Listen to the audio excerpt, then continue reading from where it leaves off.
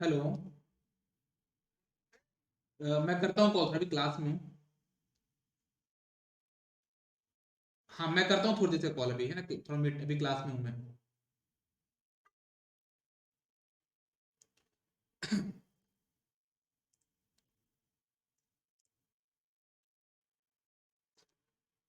Hello everyone, a very good evening to all of you.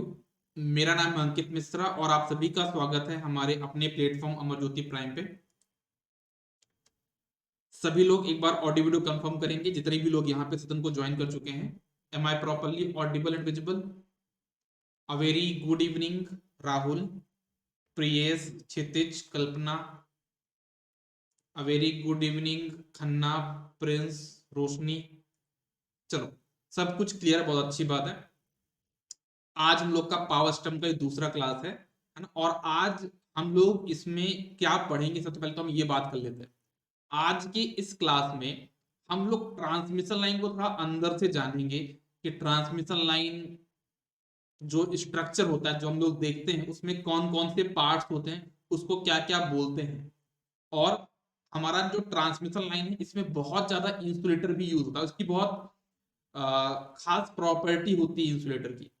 उसकी rating क्या होती है ना। क्या हमारा ट्रांसमिशन लाइन का जो वोल्टेज है वो इंसुलेटर पे मतलब डिपेंड करता है कि नहीं करता है।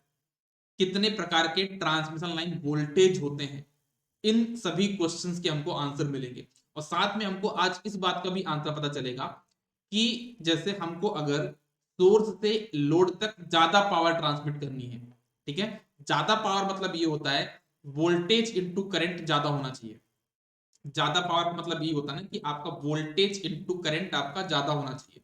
इसका मतलब ये है कि हम वोल्टेज को भी ज्यादा रख सकते हैं और करंट को कम कर सकते हैं। समझ में आ रहा है क्या बोलना चाह रहा हूं? आपको वोल्टेज इंटू करंट ज्यादा चाहिए। आप चाहो तो वोल्टेज थोड़ा ज्यादा बढ़ा दो और करंट को थोड़ा कम कर दो, तो पावर तो आपका ज्यादा ही है। या फिर दूसरा ऑप्शन बनता है वोल्टेज कम कर लो और करंट को बढ़ा लो। तो इन दोनों ऑप्शंस में हम किसको सिलेक्ट करेंगे? हमको पावर ज्यादा चाहिए। मैं आपको प्रॉपर तरीके बताता हूँ मैंने आपको क्या बताया। देखो, मैंने आपको बताया कि ये मेरे पास क्या है, सोर्स, मतलब जो जनरेटर है वो, ठीक है। This is generator and this is my load. मान लो 2 मिनट के लिए लोड की जो रिक्वायरमेंट है, मैं मान लेता हूँ 2 मिनट की कितना है, 100 MVA की रिक्वायरमेंट लोड के पास है। कितनी रिक्वायरमेंट है? 100 MVA की। अब यहां से सोर्स से हमको लोड तक पावर को लेके जाना है। तो कैसे पॉसिबल? दो तरीके से पॉसिबल है, मैं आपको बताता हूँ।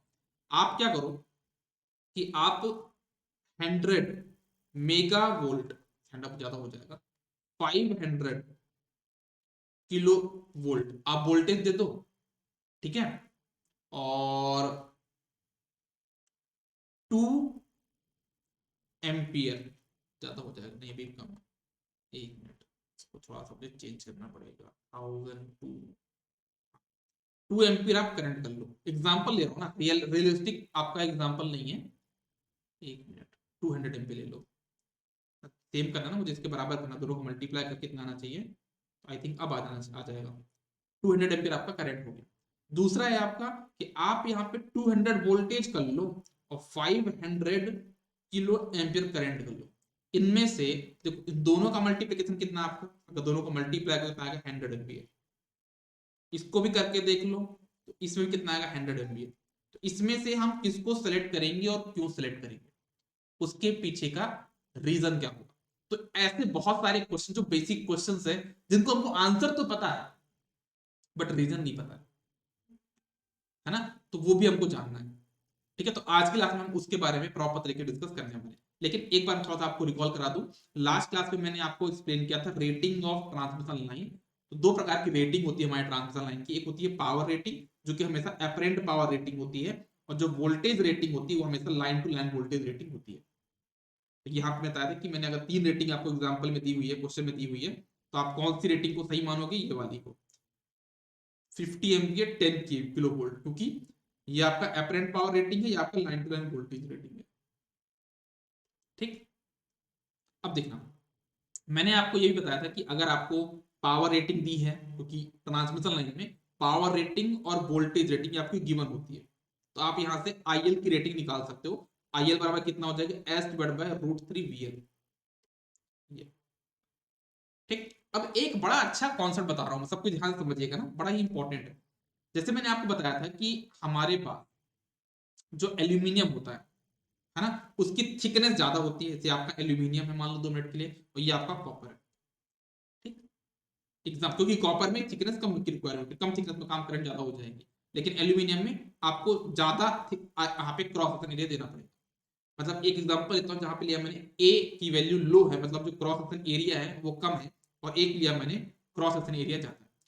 क्रॉस सेक्शन एरिया कम है मतलब करंट क्या आप कह सकते होगी, कम होगी। और यहाँ पे क्रॉस सेक्शन एरिया ज्यादा, मतलब करंट यहाँ पे क्या होगी, ज्यादा होगी। अगर दोनों एल्यूमिनियम का मानता हूँ, ये भी एल्यूमिनियम का, ये भी एल्यूमिनियम का, तो यहाँ पे क्रॉस सेक्शन एरिया कम है तो आपके पास यहाँ पे करंट कम होगी, और यहाँ पे क्रॉस सेक्शन एरिया ज्यादा है तो करंट आपके पास यहाँ पे क्या होगी, ज्यादा होगी। तो मैंने क्या बोला कि अगर इसका क्रॉस सेक्शन आपका क्या है, कम है, तो रेजिस्टेंस यहाँ पे क्या होता है आपका, ज्यादा होगा। और रेजिस्टेंस ज्यादा होने की वजह से, रेजिस्टेंस ज्यादा होने की वजह से आपका करंट क्या होता है, मिनिमम होता है। अगर मैं यहाँ पे क्रॉस सेक्शन एरिया और करंट में रिलेशन निकालना चाहूँ, तो मैं एक रिलेशन निकाल सकता हूँ।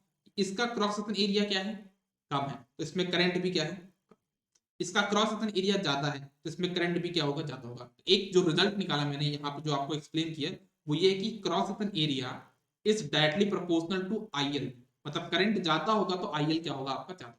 बड़ा कॉमन सेंस की बात है ना, ज्यादा करंट के लिए ज्यादा क्रॉस सेक्शन आपको प्रोवाइड करना पड़ेगा, ये कोई बड़ी बात नहीं है, कोई सिंपल सा कॉन्सेप्ट है। अब यहाँ पे जो मैंने आपसे जो क्वेश्चन पूछा तो उसका आंसर आपको मिलने वाला है। ठीक, ध्यान से समझना, आपको चाहिए ज्यादा पावर को ट्रांसमिट करना है। अगर आप वोल्टेज को ज्यादा रखते हो, मतलब आप अगर इस वाले ऑप्शन पे जाते हो, है ना, आपको 100 MVA ट्रांसमिट करना है। ठीक, तो आपने वोल्टेज को ज्यादा रखा, करंट को कम रखा, उससे क्या एडवांटेज मिलेंगे, क्या डिसएडवांटेज मिलेगा, वो बात करेंगे, और फिर बाद में हम इसकी बात करेंगे। तो पहले मैं ये वाले केस की बात कर रहा हूं, मतलब मैंने यहाँ पे क्या किया है, वोल्टेज को ज्यादा रखा, इफ VL इज मोर, तो मुझे करंट को मैं क्या कर सकता हूँ यहाँ पे, कम, करंट विल बी लेस। अगर मुझे यहाँ पे देखा जाए कि मैं वोल्टेज को ज्यादा रख रहा हूं, तो मेरे पास ऑप्शन है करंट को कम करने के लिए, तो वही चीज मैंने यहाँ पे बताई। इफ VL इज मोर, अगर VL ज्यादा है, IL विल बी लेस। अगर IL विल बी लेस, तो क्रॉस सेक्शन एरिया आपको क्या लगेगा यहाँ पे, अगर क्रॉस सेक्शन एरिया कम लगेगा भाई, तो आपका ट्रांसमिशन लाइन का साइज, वेट, कॉस्ट, ये सब क्या हो जाएगा, कम हो जाएगा। इट विल बी रिड्यूस, क्योंकि कम आपको एल्यूमिनियम लग रहा है, क्योंकि क्रॉस सेक्शन एरिया में तो कम हो गया, क्योंकि करंट कम करनी है आपको ट्रांसमिट।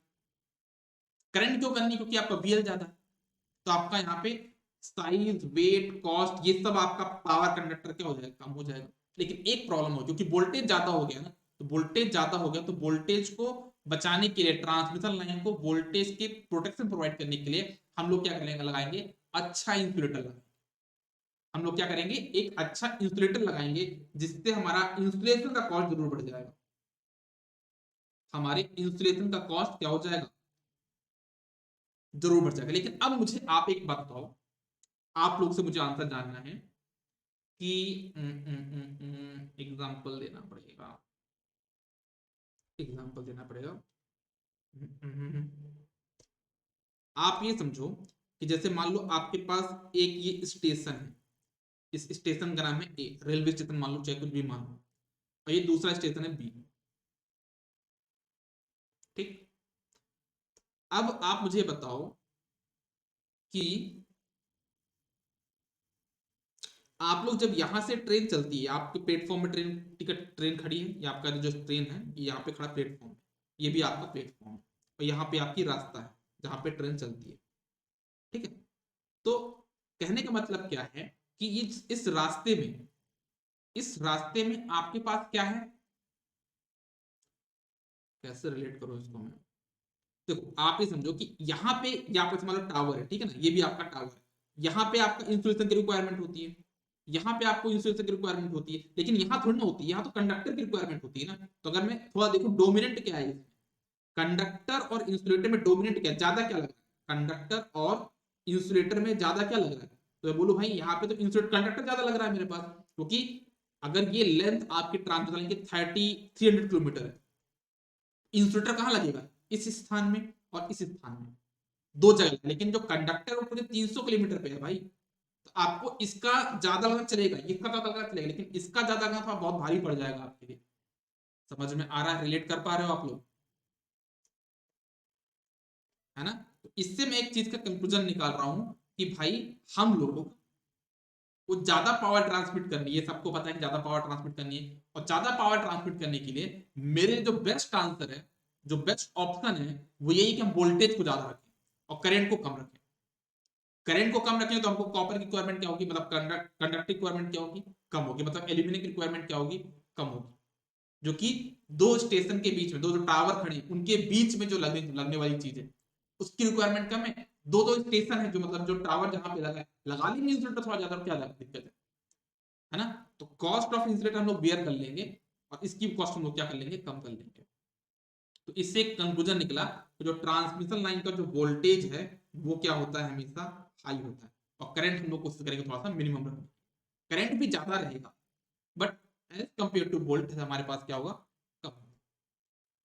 अब एक चीज आपको और समझनी है सभी लोगों को, कि हमारे पास जैसे ये एक स्ट्रक्चर आपको दिख रहा है, ये मेरे पास एक टावर है जिसको हम बोलते हैं पायलॉन। इसका नाम क्या बोलते हैं, पायलॉन, या फिर लैटिस स्ट्रक्चर हम लोग इसको बोलते हैं, पायलॉन या फिर लैटिस स्ट्रक्चर में इसको बोलते हैं। ठीक, ओके। अब इसमें होता कैसे, मान लो थ्री फेज सिस्टम है मेरे पास, क्या है, थ्री फेज सिस्टम। तो क्या होता है, एक फेज यहाँ पे ए, एक फेज यहाँ है बी, एक फेज यहाँ पे सी। और इस ट्रांसमिशन लाइन की रेटिंग होती है किसमें, एपरेंट पावर एमवीए, तो मैंने मान लिया कि ये 50 एमवीए के लिए बनाए गए हैं। और इसकी जो रेटिंग होगी, वोल्टेज रेटिंग, वो क्या होगी, लाइन टू लाइन वोल्टेज कितना है, 132 किलो वोल्ट। अब एक बात ध्यान समझना, ये आपके पास क्या कंडक्टर है, ये आपके पास कंडक्टर है, ये आपके पास कंडक्टर है, ठीक है। और ये जो ब्लू कलर से मैंने बनाए हैं, ये आप लोग देख सकते हो, ये क्या है, हमारे insulator. These are insulators. Insulator का काम क्या है, इंसुलेटर का यहाँ पे जो हम लोग प्लेस कर रहे हैं उसका काम है कि इस वोल्टेज को इस टावर से कांटेक्ट से बचाना। कंडक्टर और टावर के बीच में जो कांटेक्ट हो रहा है उसको बचाना, ये किसका काम है, यहाँ पे इंसुलेटर का काम। ठीक है, ओके। अब बात आती है कि सर ये जो स्ट्रक्चर बना है ना, ये कौन से मटेरियल का बना होता है, ये कौन से मटेरियल का बना होता है, एक ये क्वेश्चन भी हमारे पास बनता है। ठीक है ना? ये जो चीजें मैंने आपको बताई, ये जो स्ट्रक्चर टाइप में बना है, पायलॉन जो स्ट्रक्चर है वो किस मटेरियल का बना होता है, तो ये बना होता है आपका गैल्वेनाइज्ड स्टील। अभी गैल्वेनाइज्ड स्टील हम लोग क्यों यूज कर रहे हैं, देखो स्टील आपका मजबूत होता है, लेकिन गैल्वेनाइज्ड स्टील थोड़ा सा और मजबूत होता है। तो इसको स्ट्रेंथ प्रोवाइड करने के लिए हम लोग क्या करते हैं, गैल्वेनाइज्ड स्टील का यूज करते हैं। अब स्टील क्यों यूज कर रहे हैं, स्टील मजबूत है और इसकी कंडक्टिविटी अच्छी है। कंडक्टिविटी अच्छी मतलब इसमें करंट थोड़ा फ्लो कराना है हमको, बट समझना इस चीज मैं आपको बताने वाला हूँ, है ना? ये जो टावर है ना, एक फेस यहाँ पे है, एक फेस यहाँ पे, एक फेस यहाँ, तीन कंडक्टर गए। लेकिन एक होता क्या है कि हमारे इस टावर में एक और कंडक्टर होता है जिसको हम बोलते हैं ग्राउंड वायर, जो कि बिल्कुल सबसे ऊपर होता है, इसको हम बोलते हैं क्या, ग्राउंड वायर। इस वायर को हम क्या बोलते हैं, ग्राउंड वायर।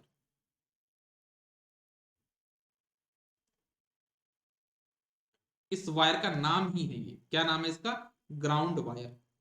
और जो कि एक बात देख सकते हो यहाँ पे, ये जो ग्राउंड वायर है, ये आपके टावर से या फिर आपका पायलम जो स्ट्रक्चर है, या जो गैल्वेनाइज्ड का जो बना हुआ स्ट्रक्चर है, उसके डायरेक्ट कांटेक्ट में रहता है। यहाँ पे कोई इंसुलेटर प्लेस नहीं होता, याद रखना। यहाँ पे हम लोग कोई भी इंसुलेटर नहीं लगाते। इंसुलेटर लगता है क्या, नहीं लगता है। ठीक है, हमारा सिर्फ इंसुलेटर यहाँ पे लगा, यहाँ पे लगा, यहाँ पे लगा, और यहाँ पे इंसुलेटर नहीं लगा। उसके पीछे का जो रीजन मैं आपको बताऊं। ठीक, ओके। अभी समझना, मतलब कि अगर यहाँ पे और यहाँ पे जो भी ये आपका क्या, ये आपका अर्थ है, तो फिक्स कर देते हैं हम लोग अर्थ से ऐसे, है ना? अर्थ का जो वोल्टेज होता है, आइडियल वोल्टेज होता है, कितना होता है, 0 वोल्ट। तो ये 0 वोल्ट के पूरा स्ट्रक्चर से कनेक्टेड है, तो ये भी 0 वोल्ट हो गया, ये भी 0 वोल्ट हो गया, ये भी 0 वोल्ट, 0 वोल्ट, 0 वोल्ट, यहाँ पे भी 0 वोल्ट, है ना? इस कंडक्टर की वोल्टेज है, लेकिन इस टावर का वोल्टेज कितना है, 0 पोटेंशियल पे। ये भी कितना, 0 वोल्ट, क्योंकि ये अर्थ से डायरेक्ट कॉन्टेक्ट में है। तो एक जो रिलेशन निकलता है कि हमारा जो टावर है और जो हमारा इंसुलेटर, इंसुलेटर क्या है ये, और ये मेरा टावर है, इन दोनों में किसका रेजिस्टेंस ज्यादा होगा? तो याद रखना भाई, आपका जो टावर है ना, उसका रेजिस्टेंस ऑलमोस्ट 0 है, क्योंकि ये एक तरह से शॉर्ट सर्किट की तरह काम करते हैं ना।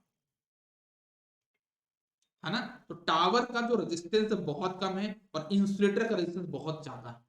इनमें अगर हम कंपेरिजन देखें तो क्या बोला मैंने, our insulator is much much much much higher than tower. Okay, अब एक बात समझना, मैं आपको प्रॉपर्ली बता रहा हूं कि जो ट्रांसमिशन लाइन बनी, जो आपके सामने ट्रांसमिशन लाइन का जो स्ट्रक्चर दिख रहा है, ये कितने वोल्टेज के लिए बनाया गया, क्या रेटिंग है इसकी, जरा देखो जरा। तो अगर मैं देख पा रहा हूं कि इसकी जो रेटिंग कितनी है आपकी 132 किलो वोल्ट, इस स्ट्रक्चर की जो रेटिंग है वो कितनी है आपकी 132 किलो वोल्ट। ओके, इसका मतलब क्या हुआ कि इसके पास इस कंडक्टर, देखो ये कौन सी रेटिंग है, this is your line to line voltage. तो अगर मैं आपसे पूछूं कि ये जो कंडक्टर है और यहां पे आपके पास क्या ग्राउंड, तो इस इंसुलेटर के पास कितना वोल्टेज लग रहा होगा, फेस वोल्टेज लग रहा होगा, क्योंकि यहां पे जो, देखो ये जो इंसुलेटर है इसके पास यहां पे क्या ग्राउंड, यहां पे आपके पास क्या कंडक्टर, तो जो भी वोल्टेज फेज और न्यूट्रल के बीच में लगता है वो आपका हमेशा फेज वोल्टेज होता है। मैं एक बार फिर से आपको क्लियर करना चाह रहा हूं, ट्रांसमिशन लाइन की रेटिंग, जो ट्रांसमिशन लाइन में नीचे स्टिकर में लिखा होगा ना कितने वोल्टेज के लिए बना है, उसमें लिखा 132 किलो वोल्ट, मतलब 132 किलो वोल्ट होता है दो फेज के बीच, फेज टू फेज वोल्टेज होता है 132, उसी को बोलते हैं लाइन टू लाइन वोल्टेज। और फेज वोल्टेज किसको बोलते हैं, फेज और न्यूट्रल के बीच के जो वोल्टेज होते हैं तो बोलते हैं फेज वोल्टेज। तो भले ही ये जो ट्रांसमिशन लाइन 132 किलो वोल्ट के लिए बनाई गई है, लेकिन ये जो इंसुलेटर मेरे पास है उस इंसुलेटर के पास 132 किलो वोल्ट नहीं आ रहा, क्योंकि ये तो लाइन वोल्टेज है, इसका कितना वोल्टेज आ रहा, फेज वोल्टेज। तो इसका फेज वोल्टेज कितना होगा, तो वो आपको पता होगा, फेज वोल्टेज कितना होता है, डिवाइड बाय √3, कितना होता है आपका, डिवाइड बाय √3। तो अगर डिवाइड बाय √3 कर दूं यहाँ पे कितना वोल्टेज आ जाएगा पास, यहाँ पे 132 डिवाइड बाय √3 कितना हो जाएगा 76.21। मतलब इसके पास ये जो आपके पास कंडक्टर है ना, और यहाँ पे आपका टावर है और यहाँ पे जो इंसुलेटर है, तो इस इंसुलेटर को कितना वोल्टेज देखने को मिल रहा है, आरएमएस वोल्टेज देखने को मिल रहा है आपको 76.21, इसको 132 नहीं मिल रहा, ठीक है, इसको 132 नहीं मिल रहा, तो कितना मिल रहा है आपका 76.21। आप इसको ऐसे समझो कि आपके, अगर मान लो आपकी कहीं जॉब लगती है तो आप बोला जाएगा कि 12 लाख का पैकेज है, लेकिन 12 लाख का पैकेज 1 लाख रुपए का महीने नहीं मिलता है ना, मिलता आपको 70,000 रुपए ही है, 30,000 रुपए कहाँ का कट गया, टैक्स कट गया कुछ ना कुछ, ठीक है ना। तो वही चीज यहाँ पे भी हो रही है, ये आपकी क्या है पूरी सैलरी, लेकिन पूरी सैलरी इस कंडक्टर नहीं मिल रही, कितनी मिल रही है यहाँ पे आपका डिवाइड बाय √3, कितना 76.21, लेकिन 76.21 कौन सा वोल्टेज है, that is the RMS voltage, क्योंकि ये भी कौन सा वोल्टेज था आरएमएस, ये भी क्या था आरएमएस। आरएमएस कितना निकालते हैं हम लोग, एसी क्वांटिटी का, मतलब जो 76.21 है ये क्या है आपका दिस वोल्टेज आरएमएस वैल्यू।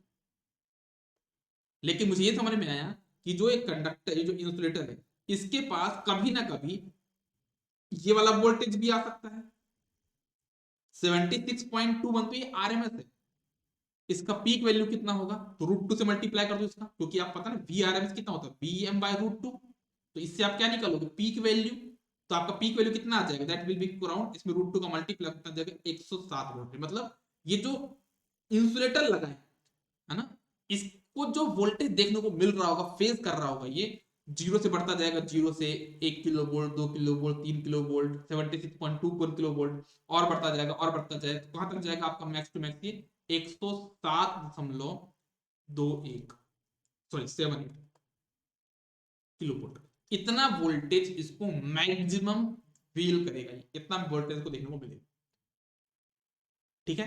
तो ये हो गई क्या मेरे पास, मेरे इंसुलेटर की रेटिंग।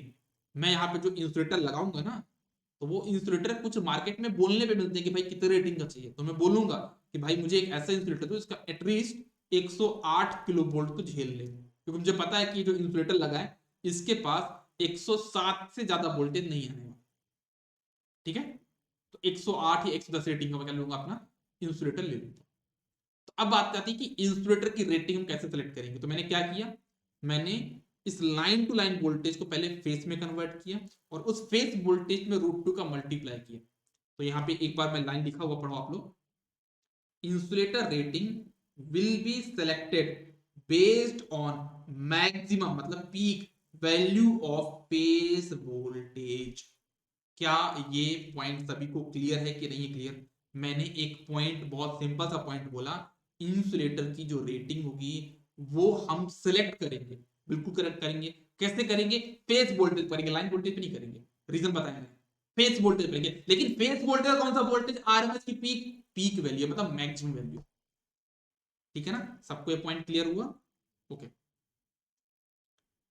अब एक क्वेश्चन लोगों के दिमाग में आएगा कि सर आपने यहां पे जो ये काम किया, ये आपने तो स्टार के लिए किया, मतलब तीनों वाइंडिंग जो तीनों फेस हैं अगर वो स्टार में कनेक्टेड होते तभी तो फॉर्मूला बनता है ना, फेज वोल्टेज बराबर रूट VL/√3, तभी तो बनता है ना VPH बराबर VL/√3, है ना?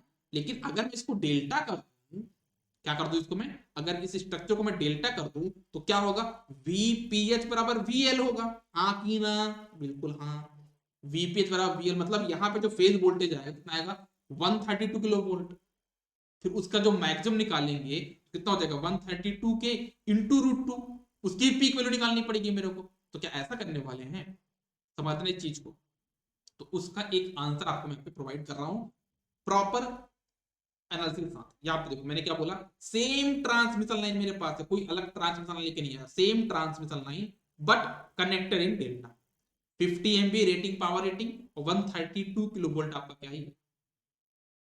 तो अगर आप लोग को लग रहा है यहाँ पे कैलकुलेशन देखना कि VL अगर आपका 132 है तो फेज वोल्टेज भी 132 होगा क्योंकि डेल्टा है। तो पीक वैल्यू कितनी हो जाएगी फेज वोल्टेज की? 132 इंटू √2, तो आपका जाएगा 186। तो हम लोग इंसुलेटर की रेटिंग 186 किलो वोल्ट के बेस पे करेंगे। तो जो हम लोग कैलकुलेशन कर रहे हैं वो हमारा क्या है? रॉन्ग। क्योंकि क्योंकि भले ये डेल्टा कनेक्शन, भले ये डेल्टा कनेक्शन है, मेरे पास टावर तो है ना, भले ही मेरे पास जो 3 फेज है वो डेल्टा में कनेक्टेड है, लेकिन ये मेरे पास कंडक्टर है, ये मेरे पास टावर है, तो यहां पे मेरे पास कौन सा वोल्टेज बन जाएगा? फेज टू ग्राउंड वोल्टेज मिलेगा जो कि ऑलवेज कितना होगा? 132 किलो वोल्ट डिवाइड बाय √3। तो कहने का मतलब क्या है कि मेरा जो इंसुलेटर की जो रेटिंग है वो इंडिपेंडेंट है कि आप उन फेसेस को स्टार में कनेक्ट कर रहे हो या डेल्टा में कनेक्ट। समझ में आया? क्योंकि मेरी जो इंसुलेटर की रेटिंग आएगी वो अभी भी कितनी आ रही? 107.78 किलो वोल्ट। तो यहां पे लिखा है the conductor insulator conductor voltage insulator rating is independent of connection star or delta as the voltage is measured between conductor and ground। ठीक है ना? तो ये बात सबको क्लियर हुई कि नहीं? ये क्वेश्चन एग्जाम में बन सकता है और साथ में अगर कभी आप इंटरव्यू में अपियर होते हो तो वहां पे भी ये क्वेश्चन बन सकता है और बड़ा ही इंपॉर्टेंट क्वेश्चन लोग गलती करते हैं, है ना? ओके चलो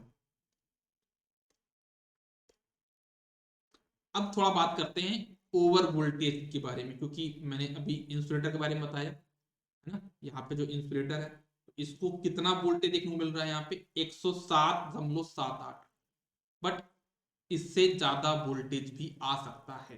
कब कब कब सोचो जरा, कब ये वोल्टेज तब आ सकता है जब कभी भी आपकी ट्रांसमिशन लाइन में कोई फॉल्ट आ जाए, तब आप पास यहाँ पे ओवर वोल्टेज देखने को मिल सकता है। आपके ट्रांसमिशन लाइन में ओवर वोल्टेज देखने को मिल सकता है। कब देखने को मिल सकता है आपके ट्रांसमिशन में ओवर वोल्टेज?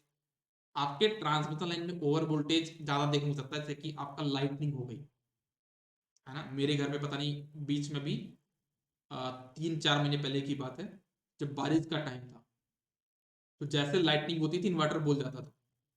बाद में पता चला कि अर्थिंग अच्छी से नहीं थी, है ना? जैसे लाइटनिंग हुई, है ना, तो उससे 2-3 बार देखा मैंने कंटिन्यूअसली। लाइटनिंग हुई, इन्वर्टर फट से निपट गया। लाइटनिंग हुई, अगले तीसरे दिन इन्वर्टर का जो फ्यूज है वो उड़ गया, है ना? तो लाइटनिंग एक ओवर वोल्टेज क्रिएट करता है। कभी कभी हमारे ट्रांसमिशन लाइन में स्विचिंग के टाइम पे भी ओवर वोल्टेज देखने को मिलता है। हालांकि हमारा सिस्टम में इतना ज्यादा ओवर वोल्टेज नहीं है, क्योंकि डिस्ट्रीब्यूशन का पार्ट है, लेकिन ट्रांसमिशन में जब बहुत ज्यादा वोल्टेज होगा और वहां पे हम स्विचिंग करेंगे तो बहुत ज्यादा करंट फ्लो होती है, ट्रांजिएंट करंट बहुत ज्यादा फ्लो होती है, तो वहां पे भी हमारे पास क्या होता है, ओवर वोल्टेज देखने को मिलता है। तो हम बात कर रहे हैं कि हमारे पास जो आपका पावर सिस्टम है उसमें कितने तरीकों से मेरे ट्रांसमिशन लाइन पे खतरा आ सकता है, या मतलब हमारे ट्रांसमिशन लाइन पे ओवर वोल्टेज आ सकता है। खतरा क्यों बोल रहा हूं मैं भाई, ये बनाया गया 108 किलो वोल्ट के लिए, 132 किलो वोल्ट के लिए, 150 वोल्टेज या 200 किलो वोल्टेज है, तो खतरा ही बोलूंगा ना उसको मैं, है ना। आपको एग्जाम में अगर ऐसा हो जाए कि 50 क्वेश्चन आने वाले थे, 100 क्वेश्चन आ जाए अचानक से, या फिर 100 क्वेश्चन आने वाले थे 300 क्वेश्चन आ जाए, तो आप लोग परेशान नहीं हो जाओगे, प्रॉब्लम नहीं हो जाओगे। वही चीज यहाँ पे भी हो जाएगी। ट्रांसमिशन लाइन बनी 132 किलो वोल्ट के लिए, 200 किलो वोल्ट है, कैसे झेल पाएगा। तो हमको ये जानना है ना कि 200 किलो वोल्ट आ रहा हो कहाँ से आ रहा है, कौन ला रहा है, तभी तो हम बचा पाएंगे अपने ट्रांसमिशन लाइन। तो वो हमको प्रोवाइड करता है कौन, मतलब कहाँ से आ रहा है हमारे पास ओवर वोल्टेज, वो है लाइटनिंग। पहला एक तरीका है, लाइटनिंग मतलब बिजली कड़कना बारिश के टाइम पे, बादल का टकराना, उसको बोलते हैं लाइटनिंग। जो बिजली चमकती है उसको बोलते हैं लाइटनिंग। दूसरा है स्विचिंग। स्विचिंग मतलब बटन चालू करना, घर की बटन चालू नहीं करना, नहीं, घर की बटन से भी ट्रांजिएंट होता है लेकिन बहुत कम होता है, क्योंकि वोल्टेज ही बहुत कम, 240 वोल्ट है, तो ज्यादा स्विचिंग में फर्क नहीं पड़ा। लेकिन जब आप ट्रांसमिशन लाइन को ऑन करते होगे तब बहुत खतरनाक ट्रांजिएंट होता है, वो भी हम लोग डिस्कस करेंगे ट्रांजिएंट के बारे में, है ना। तो वो वाली स्विचिंग पे भी हमारे पास बहुत ज्यादा ओवर वोल्टेज देखने को मिलता है। तो चलो थोड़ा सा बात करते हैं लाइटनिंग के बारे में। लाइटनिंग क्या होता है, लाइटनिंग अगर हम बोले क्या बोलेंगे, discharge of cloud to a conducting bodies on the ground. मेरे पास जो क्लाउड है उनमें कुछ ना कुछ चार्ज है, अब वो जब चार्ज कभी किसी माध्यम से हमारे ग्राउंड तक पहुंचता उसी को हम लाइटनिंग बोलते हैं। क्या बोला मैंने, हमारे पास क्लाउड है, उसके पास चार्ज है, ठीक, और जब वो चार्ज आपका ट्रेवल करता है किसकी तरफ, ग्राउंड की तरफ, कुछ भी रीजन हो सकता है, टकरा गए हो ऐसे, जनरली ग्राउंड में चार्ज है तो डायरेक्टली ग्राउंड तक नहीं आता वो, कभी आता है जब टकराते हैं आपस में, जब दो क्लाउड आपस में टकरा गए तो वो ग्राउंड तरफ होते हैं फिर, है ना, और उसी को हम बोलते हैं लाइटनिंग, ठीक है ना। और जो लाइटनिंग होती है ना बहुत इंपल्स वेव होती है, मतलब इंपल्स वेव मतलब तुरंत आना तुरंत जाना। आप कभी लाइटनिंग को देखना, पर एक बार लाइट जलती बंद हो गई, आसमान देखा लाइट कड़की बंद हो गई, उसको बोलते हैं इम्पल्स वेव, मतलब किसी एक टाइम पे आती है और उसके पहले और बाद में चली जाती है, बिल्कुल 0 सेकंड के लिए आती है, और उसका जो मैग्नीट्यूड बहुत ज्यादा होता है, इसका जो मैग्नीट्यूड होगा, जो करंट होगी बहुत ज्यादा करंट होती है, बहुत ज्यादा वोल्टेज होता है। ऐसा बोला जाता है, या फिर हमने सिग्नल सिस्टम में पढ़ा है, जो हमारा आइडियल इंपल्स होता है उसका जो मैग्नीट्यूड होता है वो कितना होता है, अबाउट इंफिनिटी। हमारा जो आइडियल इंपल्स होता है उसका जो मैग्नीट्यूड होगा वो कितना होता है, इन्फिनिटी। हालांकि हमारा जो लाइटनिंग है वो एक प्रैक्टिकल इंपल्स वेव, कैसा है, प्रैक्टिकल। और ये आपका इस प्रकार का नहीं होता, वो इस प्रकार का होता है, क्या हो गया, वो आपका इस प्रकार का होता है, ये आपका लाइटनिंग का स्ट्रक्चर। अब इसके भी हमको डिफाइन करते हैं, इसका कितना सबसे ज्यादा ऊपर हाई वोल्टेज क्या है, इसको हम बोलते हैं पीक वोल्टेज। जैसे मान लो तो कितना गया, 200 किलो वोल्ट, तो ये हो गया वी पीक। फिर ये बोला जाता है कि ये जो 200 किलो वोल्ट है वो कितने टाइम में पहुंचा, तो मान लिया मैंने कितना, ये आपको पहुंचा मान लो कितना आपके पास 1.2 माइक्रो सेकेंड, बहुत जल्दी पहुंचा था। और ये जो वोल्टेज है वो आधा कब हो रहा है, जो 200 किलो वोल्ट है ना वो कम भी तो होगा, क्योंकि इंपल्स मतलब क्या होता है, बढ़ना और नीचे आना। राइज टाइम क्या होता है, टीआर मतलब क्या होता है, राइज टाइम, जिस टाइम पे पीक वैल्यू टच करा तो टीआर हो गया। और टीएफ क्या होता है, फॉल टाइम, मतलब जब आपका वोल्टेज 50% तक कम हो जाए, 200 कितना पहुंचे 100 किलो वोल्ट, कितने टाइम में पहुंच गया, मान लीजिए कितना 50 माइक्रो सेकेंड। तो हम लाइटनिंग को कैसे रिप्रेजेंट करेंगे, उसका जो प्रॉपर रिप्रेजेंटेशन होगा वो ये होता है VP slash T R slash TF. VP मतलब कितना पीक वैल्यू हमारा इसने अचीव किया, कॉमा, टी आर मतलब इसने कितनी पीक वैल्यू कितने टाइम में अचीव करी, और तीसरा जो पीक वैल्यू उसका हाफ इसने कितने टाइम में अचीव किया, उसको बोलते हैं fall time. TP sorry VP slash TR slash TL. और इन जनरल जो एक प्रैक्टिकल वैल्यू होती है हमारे पास लाइटनिंग की, राइज टाइम होता है अबाउट 1.2 माइक्रो सेकेंड और फॉल टाइम होता है कितना 50 माइक्रो सेकेंड। आप इस कर्व से भी देख सकते हो, हालांकि कर्व मैंने थोड़ा सा ज्यादा अच्छे से नहीं बनाए हैं, मैं थोड़ा सा और अच्छे से एग्जैक्ट बनाने की कोशिश करता हूँ। एक मिनट देखना, ऐसा होता है आपका लाइटनिंग का टोटल कर्व जो मैं बनाना चाहूंगा वो आपका ऐसा कुछ होता है। थोड़ा सा और रियलिस्टिक बनाऊंगा मैं। ये आपका है टाइम और ये आपके पास यहाँ पे वोल्टेज मैग्नीट्यूड। तो ये आपका ऐसा कुछ होता है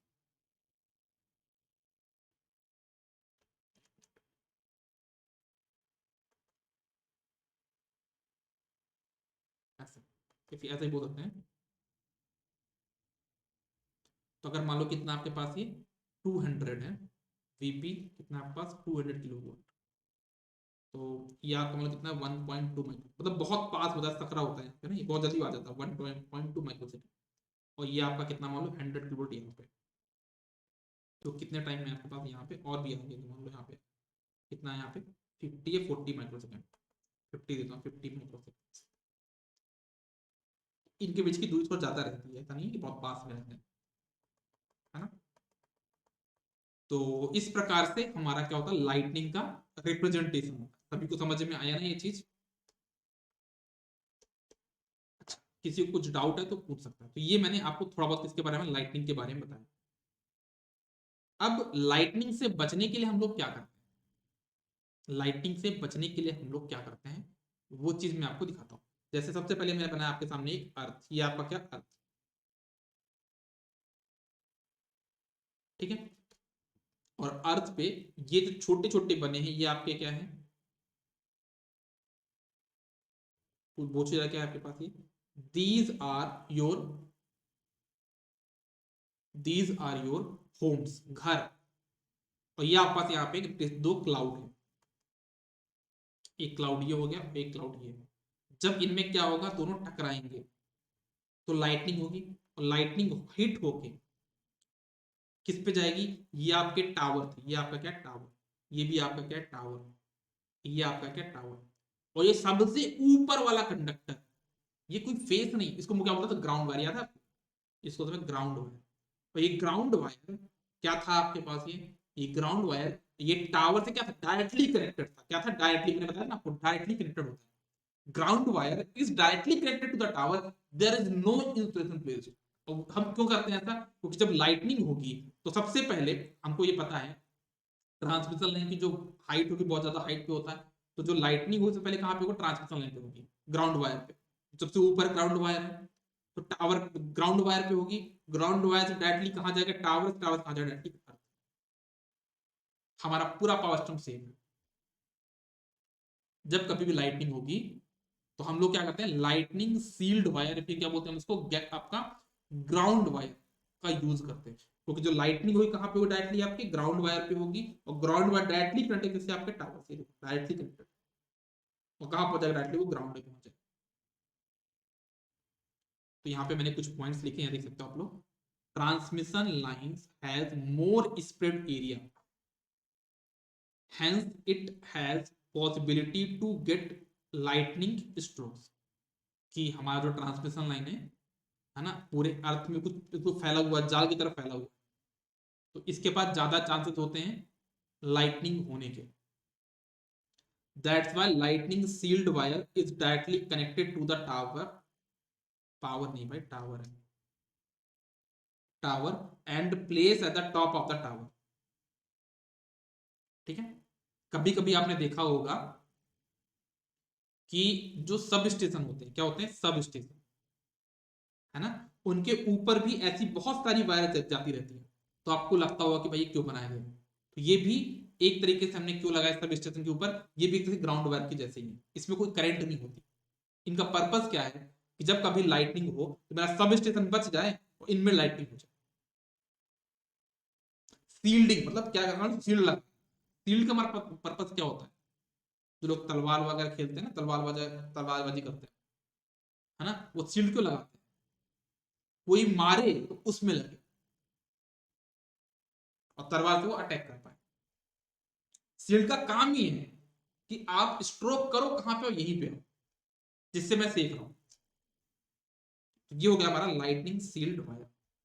इस प्रकार से हम अपने पावर सिस्टम में जो ओवर वोल्टेज होता है लाइटनिंग का, उससे अपने पावर सिस्टम को जो ट्रांसमिशन लाइन उसको बचा सकते। और साथ साथ मैंने आपको ये बताया कि हमारे पास अगर कभी भी लाइटनिंग ओवर वोल्टेज आता है, क्वेश्चन पूछा जाता है कि हमारे ट्रांसमिशन लाइन में पावर सिस्टम में सब स्टेशन को प्रोटेक्ट करना है, ठीक है ना, हमारे सब स्टेशन को, ऐसा इंटरव्यू क्वेश्चन पूछा सकता है आपसे कि हमको अपने सब स्टेशन को प्रोटेक्ट करना है फ्रॉम लाइटनिंग, क्या कर सकते हो। तो उसके बहुत सारे तरीके हम लोग लाइटनिंग अरेस्टर लगाते हैं, बट एक जो सबसे कन्वीनियंट मेथड हमारे पास है वो क्या है, ग्राउंड वायर या फिर सील्ड वायर। हम अपने सब स्टेशन के ऊपर वायर कनेक्ट कर देंगे, है ना। अभी मुझे पता है कि ऐसा होता है कि नहीं होता, लेकिन हम लोग जब पहले घर बनाते थे ना, मैं आपको एग्जांपल देता हूँ। जैसे मान लो आपने घर बनवाया, है ना, ऐसे मान लो आपका घर बन गया, ये आपका क्या मान लो घर का छत है, ठीक है, ऐसा आपने बढ़िया बनवाया, यहाँ पे रेलिंग वगैरह लगवा ली घर की छत में, ये आपका घर का गेट है, ये खिड़की है, ये भी एक खिड़की है, ठीक है, तो ये आपका घर है। पुराने जमाने में लोग क्या करते थे, एक मेटल वायर लेते थे ना, उसको यहाँ पे लगाते थे घर की हाइट में ऐसे, और डायरेक्टली ग्राउंड से कनेक्ट कर देते थे। ऐसा क्यों करते थे, क्योंकि हालांकि मेरे घर पे अभी भी कनेक्टेड है, क्योंकि मेरा जो घर है ना वो पूरे एक तरह से जंगल वाले एरिया में बना हुआ है ना, तो लाइटनिंग होने के चांसेस यहाँ पे रहते हैं, क्योंकि बहुत हाइट हाइट में पेड़ भी है। और जो लाइटनिंग, क्योंकि इस एरिया में हमारे घर के अलावा अलावा बहुत ही रेयर में कोई घर है, ठीक है ना, तो ऐसे में लाइटनिंग होने के बहुत चांसेस रहते हैं। हम लोग क्या करते हैं, घर की जस्ट सामने बहुत ऊपर हाइट पे एक वायर लगा करके, कभी अगर लाइटनिंग होने के चांसेस भी रहते, बहुत सारे पेड़ पौधे हैं, या तो उनमें हो जाए, बहुत सारे पेड़ पौधे उनमें हो जाए, या फिर अगर कभी घर पे डायरेक्शन में आता भी है तो इसमें हो जाए, डायरेक्टली ग्राउंड पे हो जाए। और यही एक रीजन है, कभी कभी एक बार हमारे यहाँ पे अर्थिंग की प्रॉब्लम हो गई, उसी कारण से हमारे इन्वर्टर बोल रहे थे, क्योंकि हमने हाइट पे लगाया हुआ है, तो सबसे पहले लाइटनिंग हुई, इस पे स्ट्राइक करी, और अगर यहाँ पे आपकी अर्थिंग प्रॉपर नहीं है तो वो लाइटिंग आपके घर की तरफ भी ट्रेवल कर सकती है, ठीक है। चलो आगे बढ़ते हैं।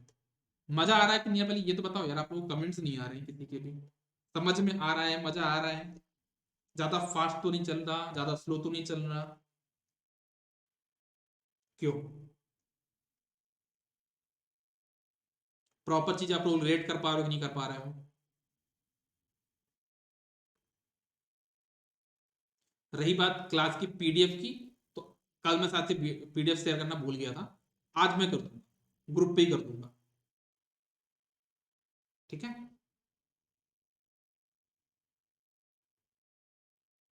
ओ चलो आगे बढ़ते हैं, कहानी को थोड़ा सा आगे नए मुकाम पे पहुंचाते हैं। तो एक तरीका तो हमने देख लिया लाइटनिंग होने का, दूसरा तरीका क्या है भाई, वो है स्विचिंग। उसको हम बोलते हैं स्विचिंग ओवर वोल्टेज। और ये कैसे होता है, सर्किट ब्रेकर को ओपन करने पे या सर्किट ब्रेकर को ऑफ करने पे, ट्रांजिएंट दोनों प्रकार से होता है। ट्रांजिएंट स्विच को ऑन करने पे भी होता है और स्विच को ऑफ करने पे भी होता है। हम लोग अपने घर में स्विच की बात करते हैं, और पावर सिस्टम इसको सर्किट ब्रेकर बोलते हैं, क्योंकि नॉर्मल से तो काम नहीं करेगा ना, सर्किट ब्रेकर ही काम करेगा वहां पे। तो एक चीज हमने देखी कि हमारे पावर सिस्टम को दो एनिमी बैठे हैं, दो दुश्मन बैठे हैं हमारे पावर सिस्टम के, ट्रांसमिशन लाइन के, जो डैमेज करने के फिराक में। एक तो है जो कि उसका इंटरनल है, जिसको बोलते हैं स्विचिंग ओवर वोल्टेज। जैसे आप लोग के सामने अभी बहुत सारी चुनौतियां हैं लाइफ में, कुछ चुनौतियों तो सामने वाले प्रोवाइड कर देते हैं, और कुछ चुनौतियां आप खुद क्रिएट कर लेते हो, है ना। आपको ऐसी बहुत सी चीजें पता है कि आपको नहीं करना, लेकिन हो जाती है ना, नहीं रुक पाते अपने आप को। तो वो हो गई आपकी क्या, लाइटनिंग। लाइटनिंग मतलब क्या, जो बाहर से आपका चुनौतियां आ रही है पावर सिस्टम पे, उसको बोलते हैं एक्सटर्नल ओवर वोल्टेज। स्विचिंग मतलब इंटरनल ओवर वोल्टेज, जो पावर सिस्टम में खुद से क्रिएट हो गया, कहीं बाहर कोई और नहीं है, खुद से हो गया। लेकिन जनरली होता क्या है कि अगर मान लो ट्रांसमिशन लाइन का वोल्टेज कम है तो स्विचिंग को हम लोग रिमूव कर देते हैं कि भाई स्विचिंग ज्यादा दिक्कत नहीं करता। लेकिन अगर वोल्टेज बहुत ज्यादा है तो आपके घर पे, हमारे घर पे जो वोल्टेज था 240 किलो वोल्ट, मैं दिन में 50 बार स्विच ऑन करता हूँ, कभी मुझे ट्रांसमिशन का ख्याल नहीं आया क्योंकि वोल्टेज कम है।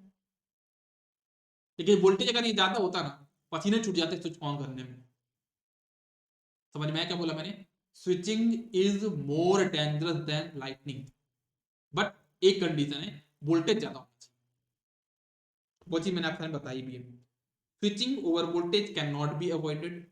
अगर जो ट्रांसमिशन लाइन का वोल्टेज है जिसपे हमारा ट्रांसमिशन लाइन वर्क करता है, अगर वो 300 किलो वोल्ट से कम है, मतलब ट्रांसमिशन लाइन वोल्टेज अगर 50 किलो वोल्ट है, 100 किलो वोल्ट है, 250 किलो वोल्ट है, इस केस में लाइटनिंग ओवर वोल्टेज बहुत ज्यादा होता है। इस वजह से हम लोग इंसुलेटर की जो रेटिंग लेंगे या फिर इंसुलेशन लेवल जो सेलेक्ट करेंगे वो हम लोग लाइटनिंग के बेस पे करेंगे, क्योंकि लाइटनिंग ज्यादा खतरनाक है। अगर हमारा ट्रांसमिशन लाइन का वोल्टेज 300 किलो वोल्ट से कम है तो, लेकिन अगर हमारा ट्रांसमिशन लाइन का वोल्टेज 300 किलो वोल्ट से ज्यादा हो गया, मतलब 500 किलो वोल्ट है, तो लाइटिंग छोड़ो भाई, स्विचिंग ही बहुत खतरनाक है। इंसुलेशन लेवल भी selected based on switching over voltage, क्योंकि यही बहुत खतरनाक है। लाइटिंग तो कभी कभार होनी है, स्विचिंग तो हर डेली होनी चाहिए, बस आपको पावर टर्म कौन करोगे। तो इसलिए अगर ट्रांसमिशन लाइन का वोल्टेज 300 किलो वोल्ट से ज्यादा आता है तो हमें स्विचिंग ओवर वोल्टेज के बेस पे इंसुलेटर की रेटिंग सिलेक्ट करनी होती है।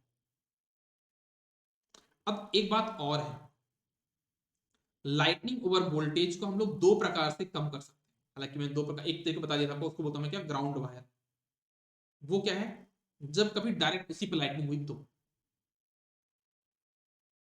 ठीक है, अगर कभी लाइटनिंग हुई और डायरेक्ट किस पे हो गई, आपके ग्राउंड वायर पे, तो वो आपका लाइटनिंग से बच गया पावर में। लेकिन कभी कभी इनडायरेक्ट भी तो होता है लाइटनिंग, मतलब कभी चाय छन्नी में चाय छानते हो, है ना, तो कभी कभी एक आध दो बूंद या फिर एक आध दो दाने चाय पत्ती के कप में भी आ जाते हैं। 100% पूरा नहीं छनता, कभी कभी मिस्टेक हो सकती है, तो हमको उसके लिए भी कुछ काम करना पड़ेगा। उसको बोलते हैं लाइटनिंग अरेस्टर। जब कभी हमारे पास इनडायरेक्ट, इनडायरेक्ट मतलब डायरेक्टली कॉन्टेक्ट नहीं कर रहा, है ना, चाय छन्नी में चाय टकरा गई है, चाय जो वो रहते हैं पिक्सल्स, और टकराने के बाद उसमें चले गए अंदर, उसको बोलते हैं इनडायरेक्ट लाइटनिंग। इनडायरेक्ट लाइटनिंग को बचने के लिए वो क्या करते हैं, लाइटनिंग अरेस्टर का यूज करते हैं। किसका यूज करते हैं, लाइटनिंग अरेस्टर। लाइटिंग अरेस्ट होता है, पुलिस अरेस्ट कर लेती है ना किसी को, चोर को देखिए अरेस्ट कर ली, जेल में बंद कर दी, वैसे हमारा लाइटिंग अरेस्ट होता है। जहां दिखा उसको लाइटिंग पकड़ लेगा, हथकड़ी बांध देगा, चलो बेटा जेल में। उस प्रकार से ना, उसको हम लोग सर्ज अरेस्टर भी बोलते हैं। Surge arrester will be use to protect transmission line from switching over voltage. ये आपका लाइटनिंग अरेस्टर किसके लिए है, लाइटनिंग से बचने के लिए। स्विचिंग ओवर वोल्टेज के लिए क्या कहते हैं, स्विचिंग अरेस्टर या सर्ज अरेस्टर। समझना यहाँ पे, लाइटनिंग अरेस्टर किसके लिए है, लाइटनिंग से बचने के लिए। सर्ज अरेस्टर किससे बचने के लिए है, आपका इंटरनल वोल्टेज, जैसे हम क्या बोलेंगे उसको, स्विचिंग ओवर वोल्टेज से बचने के लिए। अब थोड़ा सा हम लोग देखते हैं कि हमारा जो ट्रांसमिशन लाइन का वोल्टेज है, हम उसको कितने प्रकार से क्लासिफाई कर सकते हैं। चार तरीके हैं। एक होता है हाई वोल्टेज, एक होता है एक्स्ट्रा हाई वोल्टेज, एक होता है मॉडर्न एक्स्ट्रा हाई वोल्टेज, एक होता है अल्ट्रा हाई वोल्टेज। ये आप लोग को लगता है कि सर ये क्या classification, high voltage extra high voltage. देखो पहले क्या था ना, पुराने जमाने में किसी ने कहा 11 किलो वोल्ट, अरे बाप रे इतना ज्यादा वोल्टेज तो हाई वोल्टेज। फिर खुद बता रहे इससे ज्यादा वोल्टेज लोग क्रिएट कर सकते, उसका नाम है एक्स्ट्रा हाई वोल्टेज। फिर खुद बता रहे 220 वोल्ट कुछ नहीं भाई, हमारे पास 400 किलो वोल्ट, इसको बोलते हैं मॉडर्न एक्स्ट्रा हाई वोल्टेज, क्योंकि आजकल हम इसको यूज कर रहे हैं। अब इसके ऊपर भी आ चुका कितना, अल्ट्रा हाई वोल्टेज 765, और उसके ऊपर क्या पता फ्यूचर में कितना और वोल्टेज आ जाए, तो उसका कुछ और नाम रख देंगे हम लोग, ठीक है। उसी प्रकार से, तो ये हो गया आपका क्या, क्लासिफिकेशन। इनके रेटिंग जरूर देख लेना ना, 11 किलो वोल्ट से 33, 66, 132, 120, 400 किलो वोल्ट, 765, है ना। हमारे कॉलेज में जेईसी में जब हम लोग जेईसी में पढ़ते थे वहां पे एक ब्रांच थी, जो लोग एमटेक करते थे उनके लिए शायद से थी। हाँ, उस ब्रांच का नाम था हाई वोल्टेज। ये ब्रांच का नाम जैसे होता है ना कंट्रोल सिस्टम, या तो कंट्रोल सिस्टम मैंने किया, मैंने कंट्रोल सिस्टम से किया। इसकी बहुत से लोग क्या करते हैं हाई वोल्टेज से एमटेक करते हैं, और ऐसा भी नहीं, एक और ब्रांच है उसका नाम क्या है एक्स्ट्रा हाई वोल्टेज, समझ रहे हो आप, जो आप लोग ईएचवी पावर सिस्टम। तो ये सब आपके क्या है, इनको आप हल्के मत लीजिए, इन पूरी ब्रांच है। हाई वोल्टेज एक ब्रांच बन सकती है, पता आपको। तो ये मैंने आपको कितने प्रकार से ट्रांसमिशन हो सकते हैं वो बताया मैंने, कितने लेवल होते हैं ट्रांसमिशन के, इनको आप थोड़ा सा याद रखिए। दूसरा होता है हमारे पास डिस्ट्रीब्यूशन लेवल, जो हमारे घर पे सप्लाई जो आती है ना, तो दो प्रकार की सप्लाई आती है। एक होती है प्राइमरी, मतलब कोई इंडस्ट्री है ना, तो अपना खुद का ट्रांसफार्मर लगा लेती है और बोलती है मुझे सप्लाई दे दो। बहुत बड़ी फैक्ट्री है, तो वो पावर कंपनी से बोलती है कि मुझे ज़्यादा पावर चाहिए भाई, ज़्यादा वोल्टेज पे चाहिए, तो मुझे 11 किलो वोल्ट पे सप्लाई दे दो। तो इंडस्ट्री बोलती, वो जो कंपनी होती बोलती ठीक है भाई, तुम आपको 11 किलो वोल्ट पे देंगे, आप अपना ट्रांसफार्मर लगा लो। तो अपना ट्रांसफार्मर लगा लेगी और 11 किलो वोल्ट पे सप्लाई मिल जाएगी। उसको हम बोलते हैं प्राइमरी डिस्ट्रीब्यूशन। फिर दूसरा आता है हमारे घर के सामने जो कंडक्टर गए, आपके घर के सामने जो टावर लगा होता है ना, उसमें अगर हम बात करें ऐसा टावर होता है, उसमें टोटल 4 कंडक्टर होते हैं, आर वाई बी, और एक होता है न्यूट्रल। ठीक है, तो अगर आप लोग क्या करते हो 3 फेज कनेक्शन लेते हो, तो आपका कितना वोल्ट आता है 415 वोल्ट। मतलब तीनों के 3 फेज मतलब क्या होता है, आपका ऐसे मान लो यहाँ पे घर है, तो तीनों फेज आ जाएंगे और एक न्यूट्रल भी आएगा और मीटर पे कनेक्ट हो जाएगा, उसको हम बोलते हैं 3 फेज मीटर। लेकिन बहुत लोग घर में, मान लो कि घर में चक्की है, मिल है ना, कोई छोटा सा एडिशनल काम है, 2-3 एसी लगे हुए घर में, तो गवर्नमेंट ने बैन किया कि भाई अगर घर में 2 एसी है तो आप लोग सिंगल फेज में काम मत करो। क्योंकि देखो होता क्या है, इसको मैं समझाता हूँ आपको। देखिए होता क्या है, जैसे मान लो आपका एक घर है, ठीक है, आपका एक घर है ना, आपके घर पे पूरी वायरिंग दौड़ रही है, क्या आपके घर में पूरी वायरिंग है ना, पूरे हर कमरे में वायरिंग है, कहीं यहाँ पे सॉकेट लगा, कहीं यहाँ पे सॉकेट लगा, कहीं यहाँ पे सॉकेट लगा, हर जगह सॉकेट लगा हुआ है ना। और ये जो वायर आपने लगाई है, ये कॉपर की वायर होती है ना, फिर देखी होगी पीवीसी वाली वायर होती है, पीवीसी वायर, बहुत सी पॉलीकैब वायर आजकल तो आती है, पॉलीकैब वायर भी आती है, तो किसी का नाम नहीं लूंगा भाई, ये कॉपीराइट आ जाएगा। मतलब पीवीसी वायर है, ठीक है। अब इसमें जो एक कॉपर किसकी होती है, कॉपर की, कॉपर वायर होती है, तो जिससे करंट ज्यादा फ्लो होता है, ठीक है। तो मान लो इसमें कितनी करंट है आपके पास, 5 एम्पियर, इसकी रेटिंग कितनी, 5 एम्पियर, ठीक। इसकी रेटिंग कंडक्टर कितनी, 5 एम्पियर। लेकिन आपने क्या किया, घर में बहुत सारा लोड कनेक्ट कर लिया, यहाँ पे भी एक एसी है, एक कूलर है, एक फैन है, टीवी है, और उसको सिंगल फेज पे ऑपरेट कर रहे हो। ये आपका 4 फेज है, मतलब 3 फेज, आर वाई बी और न्यूट्रल। आपने इसको क्या किया, सिंगल फेज में ऑपरेट करना शुरू कर दिया, एक ये आर और यहाँ पे न्यूट्रल, आपने इसको इससे ऑपरेट करना शुरू कर दिया।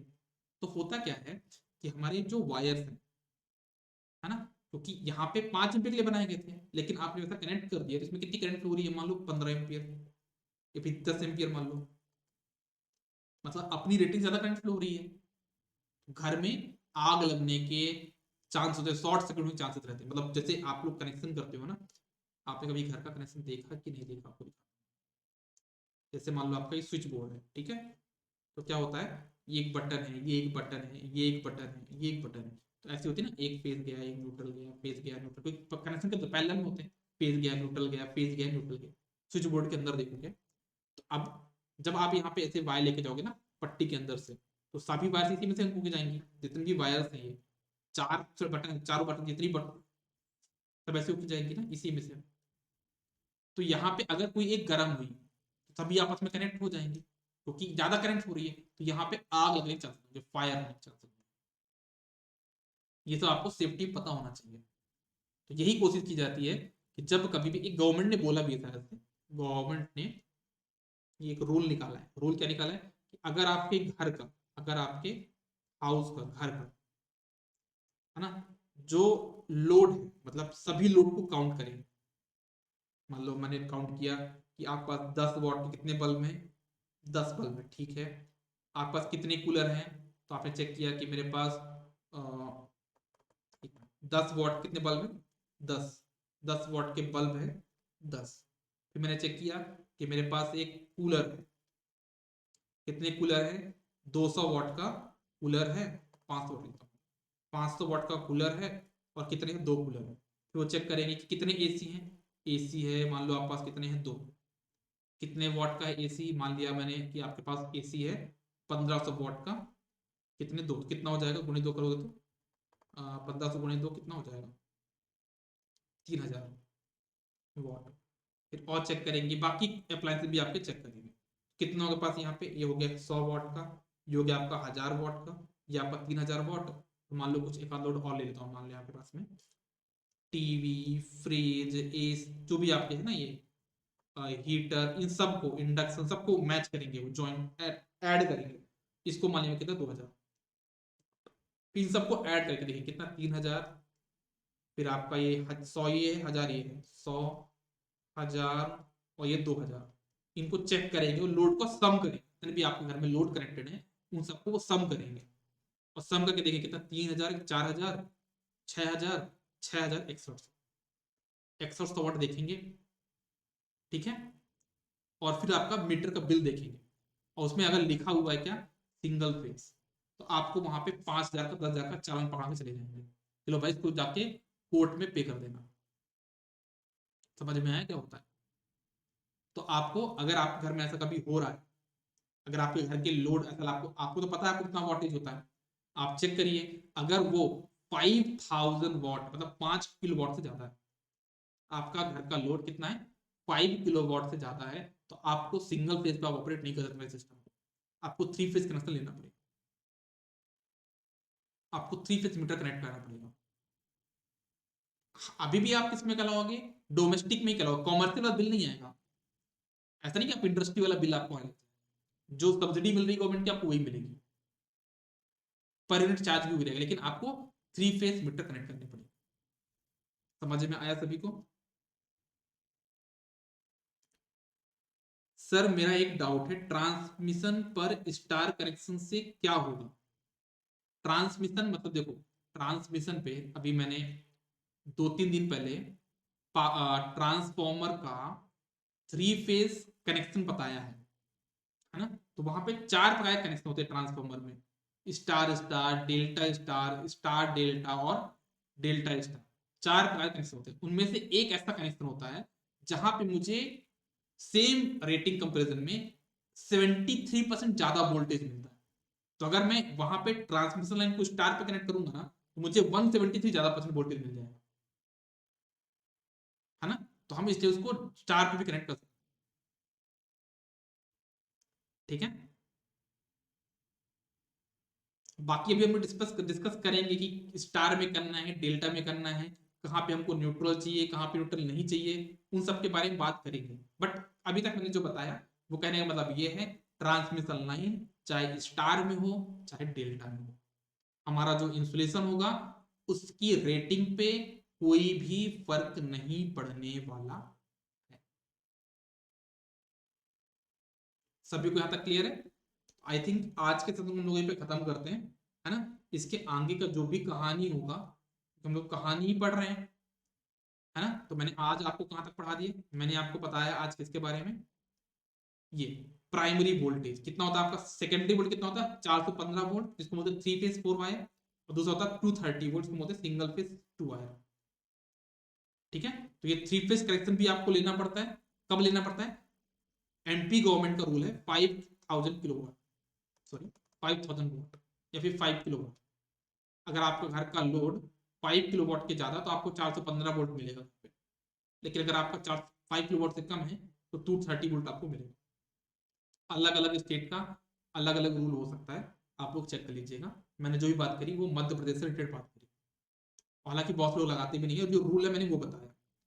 सर और कोई क्लास होगी आज? टाइम कितना हो गया? 9:26। नहीं लगाएंगे यार आज, है ना? आज नहीं लगाएंगे, कल लगाएंगे क्लास। आज कोई और क्लास नहीं है, कंट्रोल सिस्टम की क्लास बची हुई थी एक, तो वो आज नहीं लगाऊंगा, बाद में लगा लूंगा, कल लगा लूंगा। मेरा खाना खाने का टाइम भी हो रहा है। ठीक है, मिलते हैं नेक्स्ट क्लास में। Bye bye, take care, good day, all the best.